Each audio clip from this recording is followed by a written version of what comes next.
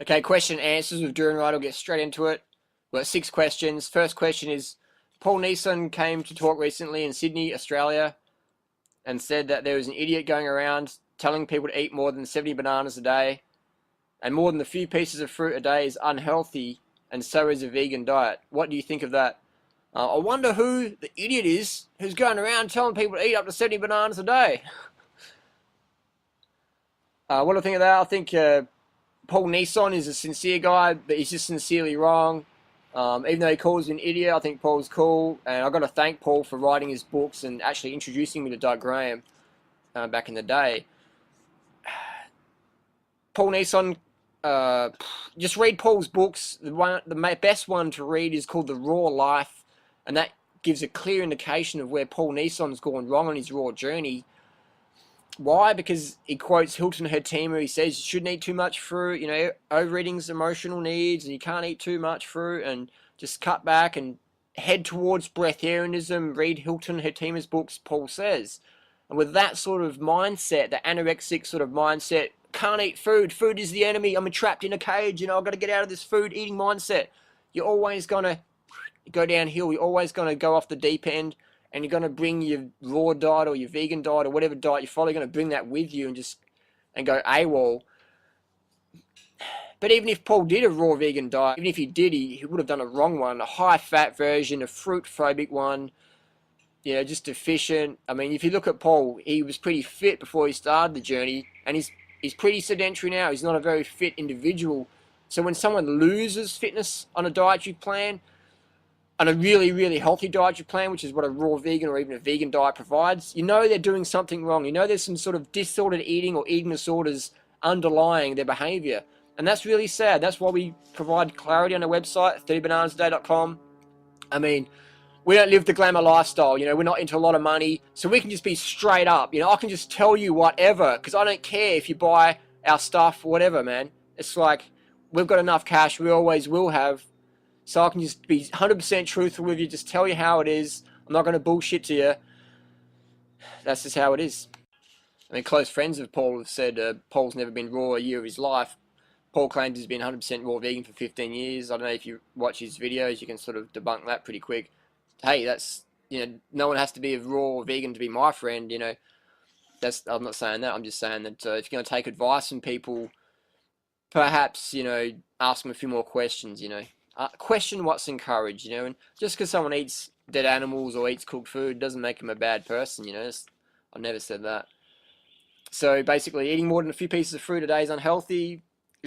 I mean, you're obviously getting your calories from some other source, and that's fair enough, but it's always good to share with our audience what we are doing.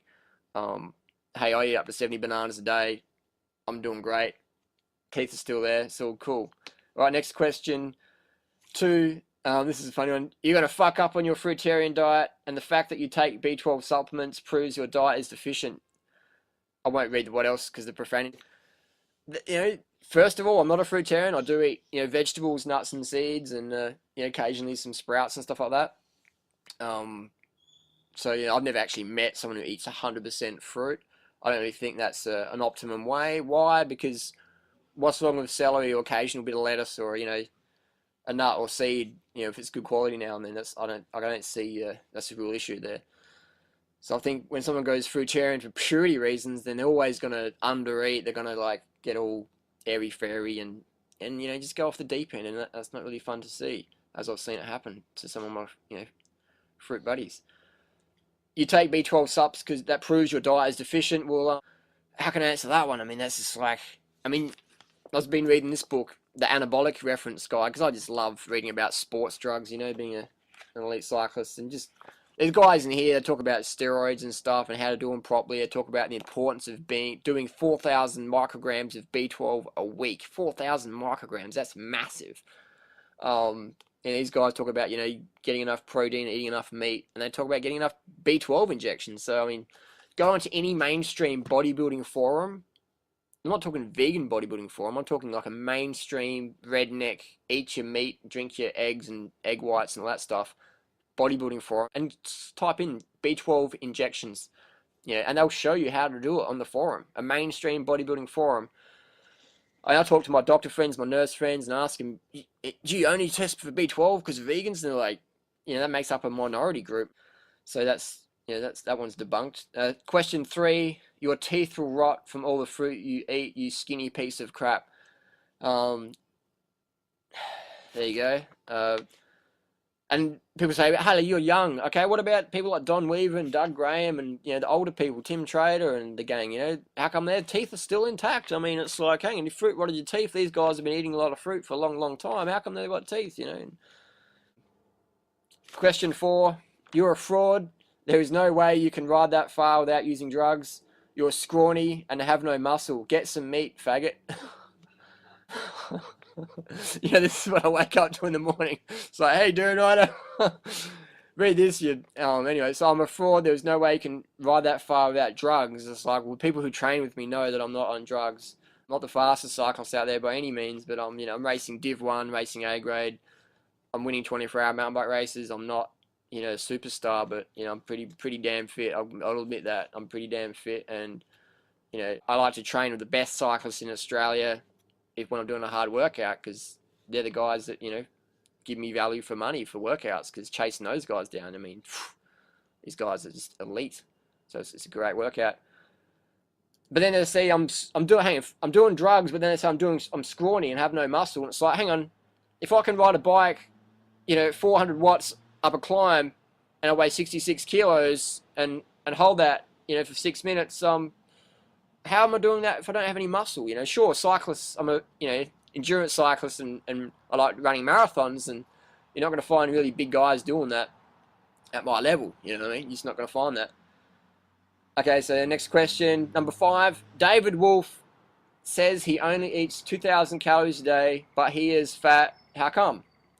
Victoria Botenko eats just 100% raw fruit and veg, 80-10-10 style, and is obese. You say that it's impossible to get fat.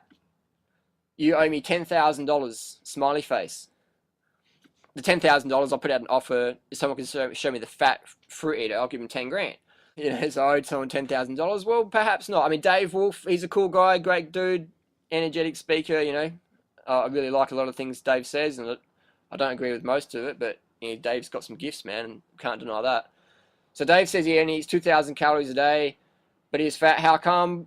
Well, Dave's obviously eating more than 2,000 calories a day, because you're not going to be this, Dave's body size on 2,000 calories a day.